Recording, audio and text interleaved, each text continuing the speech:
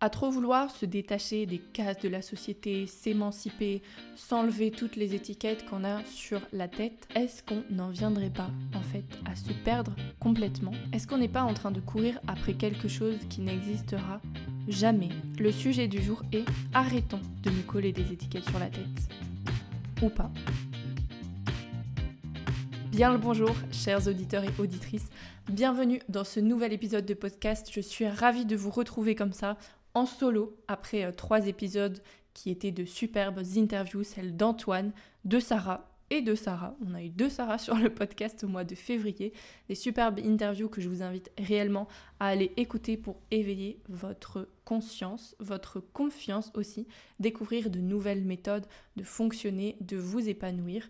Et puis tout simplement rester dans l'inspiration et dans une meilleure connaissance de vous-même aussi et de vos capacités. Dans cet épisode aujourd'hui, comme vous l'avez entendu dans l'introduction, on va parler d'étiquette. On va parler du fait de se conformer et on va commencer simplement par parler de la toute base de notre existence, le conformisme depuis l'enfance. Juste un petit mot avant, le but réellement de cet épisode, c'est comme dans beaucoup d'épisodes ici, venir déconstruire des croyances qu'on peut avoir, des choses que on voit beaucoup passer, moi, des choses en tout cas que je vois beaucoup passer dans ce grand chapitre du développement personnel, des injonctions en fait que finalement on se place en pensant que ça va nous permettre de nous détacher d'autres injonctions, mais peut-être même que cet épisode est une injonction en soi, je ne sais pas. Dans tous les cas, le but ici c'est de se poser ensemble, de réfléchir sur le sujet, d'éveiller notre conscience à ça, et puis j'accueille avec plaisir tous vos retours sur Instagram ou en commentaire de cette vidéo YouTube aussi, parce que le podcast est disponible sur toutes les plateformes d'écoute et aussi sur YouTube. Hello à ceux qui me regardent maintenant. Donc voilà, pensez à m'envoyer vos retours, à pouvoir noter le podcast sur 5 étoiles, mettre un like, vous abonner, activer les notifications, tout ça, parce que ça permet au podcast d'être accessible à plus de personnes. Donc merci à vous pour ça. On reprend du coup notre histoire de conformisme, où je vous disais le conformisme depuis l'enfance. Forcément, une fois qu'on est N-A-I-T, mais une fois qu'on est aussi E-S-T, on est là, on est présent à la vie, à la société, et on arrive déjà directement dans un petit système qui est notre famille. Où là, même avant qu'on sorte du ventre de notre mère, il y a déjà tout un système qui est créé autour de nous. Tout un système qui est pensé à comment est-ce qu'on va intégrer le bébé dans la famille, dans la maison, quel rôle il va jouer. Tout ça, c'est des questions qui sont présentes, qui sont inconscientes la plupart du temps, mais il y a déjà toute une dynamique qui se crée autour de nous, des projections qui sont faites autour de nous, alors que nous, on n'est même pas encore nés. On est là, E-S-T, mais on n'est pas encore né, N-A-I-T. On est là bien au chaud, en position fétale, dans le ventre de notre mère, et pendant ce temps-là, tout le monde se crée déjà autour de nous. Tout un écosystème est déjà présent autour de nous. Et je trouve que c'est déjà hyper précieux de prendre conscience de ça pour mieux comprendre aussi aujourd'hui avec quel bagage est-ce qu'on avance et pourquoi parfois on a des freins qu'on ne voit même pas. Et bon là, on pourrait même parler des bagages transgénérationnels et tout ce genre de choses, mais je suis pas du tout calée assez sur ce sujet-là pour vous en parler, mais c'est des choses qui existent, si c'est des pistes que vous avez envie de creuser, forcément de génération en génération, il y a des choses qui se transmettent, comme vous pouvez l'imaginer juste avec cet exemple que je viens de vous donner là, tout l'engouement qui se crée déjà alors que nous, on n'est encore que dans le ventre de notre mère. Tout ça pour dire qu'une fois qu'on sort, une fois que la naissance a eu lieu et que nous, on est là présent à la vie, au monde, sur Terre, on est déjà dans un système. Et donc, on a déjà un rôle à jouer. Et donc, on est déjà en train d'être conformé dans ce rôle-là. Par exemple, le rôle du fils ou de la fille, mais aussi le rôle d'aîné, de cadet, de l'enfant du milieu, en fonction de notre place dans la fratrie, ou le rôle d'enfant unique. On a déjà là un rôle, on pourrait dire une première étiquette, qui est sur notre tête. Déjà, notre prénom, en soi, ça peut être aussi une étiquette, c'est un peu la manière de nous nommer, comme on nomme une orange, une pomme, et pourquoi pas un abricot. Moi, c'est Valentine, toi, c'est peut-être Julie, Justin, Émilie, Rémi, j'en sais rien. Votre prénom, c'est déjà une étiquette en soi. Donc déjà, à partir de là, on pourrait déjà très bien comprendre le titre de mon épisode. Ça ne sert à rien de vouloir enlever toutes nos étiquettes. Être anonyme, c'est aussi une étiquette en soi. Tout a un nom, tout a une chose, parce que c'est comme ça qu'on peut en parler, et c'est comme ça que ça existe. Donc on a déjà une étiquette qui arrive dès la naissance. Ensuite, on va rentrer dans le système scolaire, mais même avant ça, on est le fils, la fille de quelqu'un, le petit-fille, la petite-fille, l'inverse, la petite-fille, le petit-fils, le filleul, la nièce, le neveu. On a déjà en fait plein de rôles qui sont présents. Et donc forcément, on va agir différemment en tant que fille ou fils, en tant qu'aîné, en tant que cadet, en tant qu'enfant du milieu, en tant qu'enfant unique. On a déjà des actions différentes. Quand je suis dans ma posture de nièce ou de neveu, j'ai une posture différente. Quand je suis dans ma posture de filleul, j'ai une posture différente. Donc déjà rien qu'au sein de la famille, de mon foyer, mais aussi de ma famille à plus grande échelle, j'ai différents rôles qui sont présents. Après, une fois que j'arrive à l'école, j'ai aussi le rôle d'élève. Mais tiens, quel type d'élève je suis aussi? Est-ce que je suis le premier de la classe? Est-ce que je suis le cancre? Est-ce que je suis le timide? Est-ce que je suis la bavarde? Là aussi, plein d'étiquettes présentes. Et tout ça va venir se renforcer au fur et à mesure de les profs qui vont pouvoir noter sur mon cahier, bavarde trop en classe, on ne t'entend pas, bravo, continue comme ça, tu es notre meilleur élève. Tout ça fait du renforcement aussi sur l'étiquette qu'on a collée.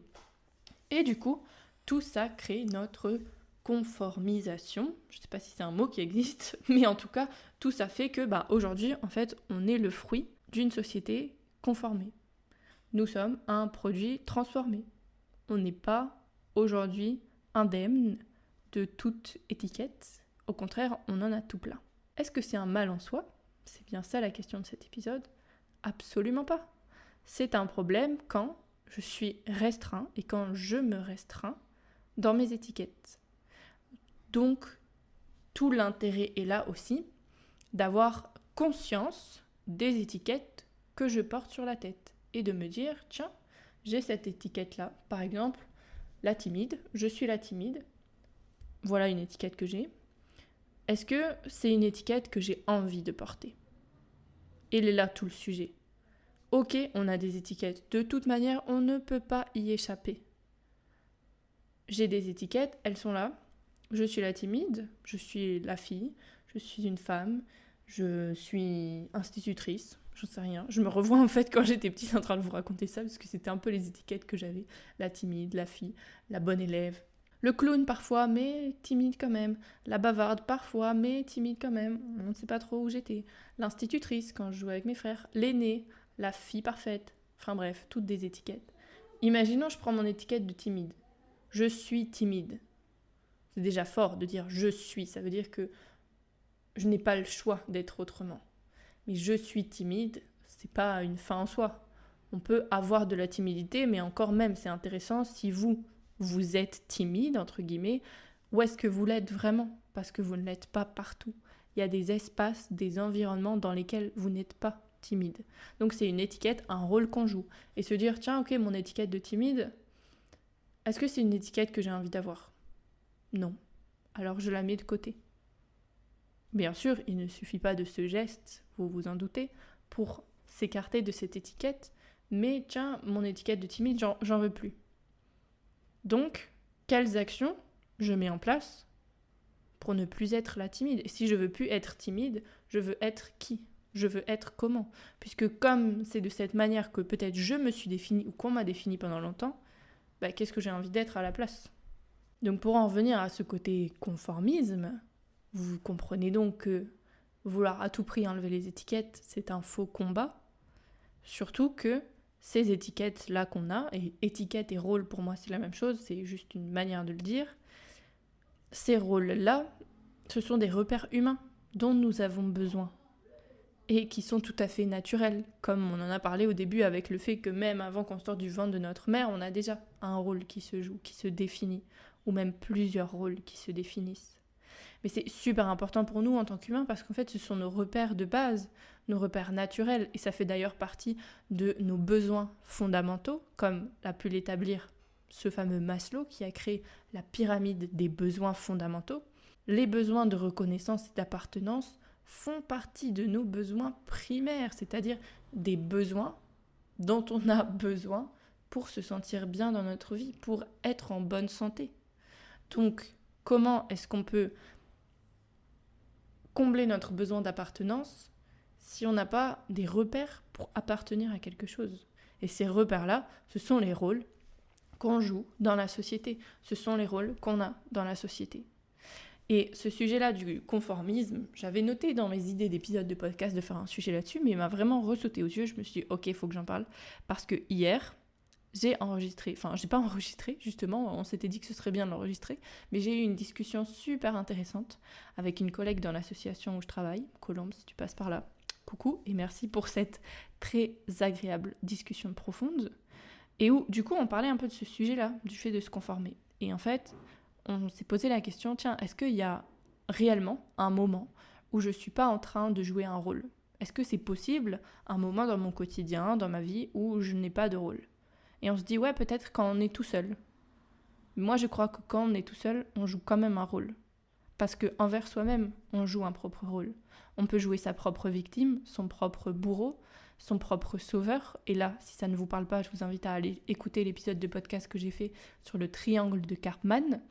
L'épisode, la question que j'ai mise, je pense que c'est comment améliorer nos relations, comprendre le triangle de Karpman. Je vous mettrai le lien dans la description. Même envers moi-même, je joue un rôle au quotidien. Même ici, on pourrait dire, je prends mon exemple, je suis en train d'enregistrer un épisode de podcast, je suis actuellement toute seule dans mon appartement, mais je joue un rôle. Je joue le rôle de la podcasteuse, de la guide, de l'éveilleuse de conscience, de je transmets quelque chose. Je fais attention à comment je parle, j'essaye de m'exprimer de la bonne manière. En même temps, j'ai mon rôle un peu de régie, de dire ok, la caméra fonctionne, ok, le son est très bien en train de s'enregistrer. J'ai beau être toute seule, je suis quand même en train de jouer un rôle. Donc c'est pas forcément parce qu'il y a de la présence autour de moi ou que je suis dans un certain environnement que je joue un rôle. Je joue constamment un rôle. Et donc cet épisode était important pour vous dire que, encore une fois, ça sert à rien de courir après cette idée que je n'aurai jamais d'étiquette, que moi je suis neutre. Parce que même quand j'essaye d'être le plus neutre possible, c'est là où je me colle le plus d'étiquettes. Et c'est juste ok, parce que c'est juste humain. Là où ça pose problème, c'est quand mes étiquettes sont mes limites. Et quand je crois que je n'ai qu'une étiquette aussi, qu'un seul rôle, alors que j'en ai tout plein. Juste là, prenez le temps en totale transparence avec vous-même d'observer le rôle même que vous êtes en train de jouer là maintenant, en écoutant ce podcast. C'est quoi votre rôle ? Quelle est votre étiquette actuellement ? Aujourd'hui, dans votre journée, ce matin, cette nuit, ce soir, cet après-midi, quel rôle est-ce que vous êtes en train de jouer aussi ? Et c'est pas mal d'avoir un rôle. C'est plutôt même intéressant. Et vous allez voir un épisode de podcast qui arrive bientôt, l'interview de Germain de Flandre. Il a dit une phrase qui est super intéressante, c'est « La forme change, mais le fond reste le même ». Le fond, c'est vous qui vous êtes dans votre entièreté avec votre multitude d'étiquettes. Mais la forme s'adapte au contexte, au lieu, à l'environnement, aux personnes, aux relations, à ce que vous avez besoin de fournir comme accomplissement. Et donc c'est ça que c'est super intéressant, juste d'avoir en conscience nos étiquettes, nos rôles, pour pouvoir choisir la forme adaptée en fonction du contexte. Mais le fond reste le même et le fond, c'est vous. D'où cette importance aussi d'avoir la conscience de soi, de qui je suis et du coup après du rôle que je suis en train de jouer. Et c'est là toute la question aussi de l'éducation. Mais bon, ça, je suis en train de bosser sur mon documentaire. Du coup, comme vous l'avez entendu, j'ai glissé ça, hop là, comme ça. Mais mon documentaire lié à l'éducation, ça va parler de ça, bien évidemment. Je me conforme, je suis dans un système qui nous conforme, qui cherche à faire de nous des bons travailleurs, des bons ouvriers, du travail à la chaîne. Et du coup, tout le monde est pareil. Je sors du ventre de ma mère, j'ai déjà quelques étiquettes, mais le champ des possibles est tellement libre. Et ensuite, dès l'éducation parentale, dans mon foyer familial d'évolution, tchouk tchouk tchouk, l'entonnoir se resserre pour moi ressortir comme un produit fini. Nous sommes un produit transformé de la société. C'est ok, c'est juste l'effet. Maintenant, comment est-ce qu'on va pouvoir changer ça en reprenant notre responsabilité sur ce qui se passe et en se disant, comme avec l'exercice de l'étiquette timide, qu'est-ce que moi j'ai envie d'être ? Ok, j'ai une destinée préconçue, mais dire ma destinée, c'est un peu enlever ma responsabilité aussi, parce que ça veut dire c'est comme ça, et tant pis, je subis. On a voulu que je fasse des études de droit, j'ai fait des études de droit. Finalement, est-ce que c'est ce qui me correspond ? Et c'est là où j'arrête de subir. Est-ce que c'est ça vraiment qui me correspond ? Est-ce que, en fait, c'est moi ce que je veux ? Et comment savoir ce que je veux ? En me posant régulièrement ce genre de questions. En allant voir, tiens, est-ce que ça me correspond ? Ou est-ce que ce serait pas quelque chose qu'on m'a mis dans la tête ? Ce serait pas ce qu'on attend de moi ? Est-ce que je me dis pas, si, je veux devenir avocat, parce qu'en fait, je veux surtout faire plaisir à mes parents. Et alors, juste petite attention quand même, petit warning, on peut aller très loin avec ce genre de questions. Le but, c'est que les questions soient constructives. Et des personnes spécialistes de la santé mentale, comme des psychologues, comme des thérapeutes, comme des coachs, peuvent vous aider à vous poser ce genre de questions pour vous évoluer, améliorer. Parce que parfois, ça peut être un peu touchy de se poser ce genre de questions parce qu'on peut partir dans une boucle de remise en question infernale, mais c'est constructif de le faire. Si on le fait de manière constructive aussi. Donc passer par un accompagnement, ça peut être une bonne manière de le faire aussi. Mais déjà là, juste voyez ce qui pop en écoutant cet épisode de podcast. Et jusqu'où peut-on sortir de la conformation, finalement ? Je ne sais pas si conformation ça se dit, mais vous comprenez où je vais en venir. Jusqu'où est-ce qu'on peut se détacher de toute forme de conformisme ? En fait, c'est un exercice du quotidien. Je vous prends 2 exemples personnels. Un exemple ici avec ce podcast, avec mon média Awake, où du coup j'ai décidé de me lancer vraiment dans le développement de mon média. Et je me suis dit, je vais créer un autre compte Instagram, parce que j'ai mon compte Vranx Valentine, sur lequel vous me suivez peut-être. Si ce n'est pas le cas, venez me suivre, c'est vrancx.valentine. Et je me suis dit, ok, comme là vraiment je veux développer un média, il faut que, et ça c'est le genre de phrase où vous pouvez reconnaître que vous jouez un rôle, il faut que je dois faire ceci ou cela. Il faut, je dois. Certainement, c'est quelque chose que vous n'avez pas envie. Donc là, déjà, c'est intéressant à creuser, en tout cas à observer quand vous parlez dans votre dialogue interne. Mais du coup, je me disais, ok, il faut que j'ai un compte spécialement dédié à mon média, machin. Et puis pas plus tard qu'hier, à l'heure où j'enregistre cet épisode, je me suis dit, mais en fait, j'ai l'impression de me dissocier, de me détacher, d'avoir une barrière et du coup de pas être aligné. Et quand on se sent dissocié, c'est aussi qu'on n'est pas vraiment soi. Que là, du coup, c'est peut-être même notre fond qui n'est pas juste. Ou en tout cas, la forme qu'on veut avoir à notre fond qui n'est pas adaptée. Et du coup, j'en ai encore parlé avec cette chère colombe qui me dit, mais non, c'est toi, tu le dis toi-même. Si ça fait une dissonance, si tu as l'impression de te dissocier, rassemble ça. Reste toi. Reste sur ton propre compte à toi. C'est tes messages à toi. Ok. Donc ça, c'est un premier exemple. Quand on a l'impression que c'est comme ça qu'il faut le faire, ouais, mais est-ce que c'est comme ça que moi, j'ai envie de le faire vraiment ? Est-ce que ça fait sens pour moi ? Et alors, je vous prends un autre exemple qui peut être aussi l'extrême de la déconformisation, si on peut appeler ça comme ça. C'est que quand je suis sortie de l'école en juin 2022, j'ai décidé de me lancer à 100% dans l'entrepreneuriat. Et j'avais ce mindset de me dire, si un jour je retourne dans le salariat, enfin je vais dans le salariat puisque j'avais jamais été, si un jour je vais dans le salariat, ça veut dire que j'ai raté, que je n'ai pas réussi à être entrepreneuse. Et c'est hors de question. Et je voyais le salariat comme une continuité de l'école qui continuait à nous conformer. Certes, c'est peut-être le cas, mais encore une fois, il y a des nuances à apporter, mais dans ma tête, à ce moment-là, il y avait 0 nuance. Et c'était, le salariat, c'est hors de question. J'ai pas envie d'être dans une prison, de devoir m'effacer, de plus être moi. Je vais être entrepreneuse et c'est tout. Et là, c'est un peu ce que j'appelle du coup l'extrême de la déconformisation. C'est d'avoir une vision aussi totalement biaisée, erronée et unique de ce que peut être une chose. Là, en l'occurrence, pour moi, c'était le salariat. Et du coup, il a bien fallu que je déconstruise cette croyance de me dire, mais ça ne veut pas dire que j'ai échoué. C'est juste que c'est une phase de la vie différente. Ça ne veut pas dire que j'ai raté si j'ai pas comme seule et unique étiquette professionnelle sur ma tête entrepreneuse. Et aujourd'hui, là, à l'heure où je vous parle, j'ai même 3 casquettes professionnelles différentes. J'ai ce média avec vous, où on pourrait dire que je suis productrice ou podcasteuse ou je ne sais quoi. Je sais même pas moi quelle étiquette je donne.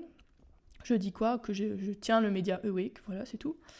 J'ai ma casquette de coach et de bras droit, donc ça fait même 2 casquettes avec Ludovic au sein de l'entreprise Kaizen Impact, avec qui on accompagne les entrepreneurs à développer une activité alignée, justement, et qui puissent être au service de leur vie. Et j'ai une 4e casquette, du coup, qui est celle de chargée de mission au sein de l'association Émergence, où là, je suis employée comme salariée. Et en fait, aujourd'hui, je me dis, ok, En fait, c'est une phase de transition pour moi. Et remettre en question mes croyances sur ma vie professionnelle me permet d'évoluer et d'être dans le plus juste pour moi. Donc cet exemple pour vous dire aussi, tiens, est-ce que là je suis pas dans un extrême à absolument vouloir éloigner quelque chose? Comment est-ce que je peux amener en fait de la flexibilité? Et finalement, c'est ça la clé. C'est cette flexibilité qu'on peut avoir, qu'on peut mettre autour des étiquettes qu'on se colle, autour même de notre évolution personnelle. C'est, je sais pas si vous aviez ça quand vous étiez petit, les jeux, vous savez, où vous avez un rond, il faut faire rentrer le rond dans le rond, le carré dans le carré, le triangle dans le triangle. En fait, c'est comment est-ce que cette forme-là, au lieu qu'elle ait des angles droits, des droites parfaites, parallèles, asymétriques, j'en sais rien, comment est-ce que je fais pour que ça devienne flexible et malléable, plus comme de la pâte à modeler, de la plasticine, pour que, en fait, je puisse devenir cette flexibilité, que je puisse incarner cette flexibilité pour revenir dans le juste. Et c'est vraiment l'image aussi du roseau. Si je suis un roseau, je peux m'adapter au gré du vent. Je m'adapte, je virevolte, je me plie parfois, mais je me redresse toujours. Que si je suis un bâton de bois dur, ok, j'ai peut-être des angles parfaits, bien lissés, bien limés, mais je suis dur, je n'ai pas de flexibilité. Et donc au final, je me prends les coups et tout ce que je risque, c'est de me casser. Donc en conclusion de cet épisode, la réelle quête, c'est de repérer ce qui nous convient réellement et d'ajuster notre posture au fur et à mesure pour se rapprocher de notre vérité individuelle. Et notre vérité individuelle, c'est moi et toutes mes casquettes, moi et toutes mes étiquettes, moi et tous mes rôles. Parce que nous sommes par définition tous et toutes uniques, mais le système vient nous conformer à devenir des bons travailleurs à la chaîne. Mais ce système-là, le système scolaire, il y a aussi le système de travail qui existe, votre système familial, on évolue au sein de différents systèmes. Par exemple ici, vous êtes dans ma communauté Instagram par exemple, c'est un système en soi, c'est un rôle qu'on prend aussi. À ce niveau-là, quelque chose qu'on vient chercher. Et donc l'exercice, c'est de venir renouer avec notre unicité, avec toutes nos étiquettes et d'aller au plus proche de notre vérité grâce à une honnêteté profonde, une transparence profonde envers nous-mêmes aussi, grâce à toutes les questions que j'ai pu vous évoquer dans cet épisode. Et ça, c'est quelque chose aussi dont on a parlé dans l'interview d'Antoine Redel, que je vous mettrai pareil en description, que je vous invite vraiment à aller écouter, où on parle justement de cet état d'esprit de croissance, de me dire comment est-ce que je deviens vraiment moi. Et ça, c'est tout le sujet de l'existence. Ok, je pense qu'on est pas mal là pour cet épisode. J'espère que vous avez pu suivre le tout. Vous allez voir au fur et à mesure que les épisodes avancent que j'ai envie d'amener une autre approche aussi. Et cette envie de déconstruire les choses pour mieux construire et mieux comprendre derrière, c'est quelque chose qui m'anime profondément. Vous pouvez voir peut-être que je fais ça avec une fluidité déconcertante. En tout cas, moi, ça me surprend à chaque fois que je commence à parler d'un sujet. Voilà, je ne m'arrête pas et je me dis « Ah ouais, mais en fait, ça fait sens de ce que je dis ». Donc voilà, j'espère que ça vous parle, que ça résonne en vous. Et si ça ne résonne pas aujourd'hui, c'est aussi ok. Peut-être que ça résonnera plus tard. Dans tous les cas, c'est une graine semée. Vous pouvez vous remercier d'avoir pris ce temps d'évolution pour vous. Et puis, dites-moi, encore une fois, dans les commentaires ou sur Instagram, ce que vous en avez pensé. Notez le podcast sur 5 étoiles, abonnez-vous, activez les notifications. Tout, la totale pour pouvoir soutenir le podcast et puis surtout pour vous aussi avoir les infos de quand les prochains sortent. On se retrouve la semaine prochaine pour une nouvelle interview enrichissante et dans 2 semaines pour un prochain épisode solo. Je vous dis à très bientôt, prenez soin de vous, ciao.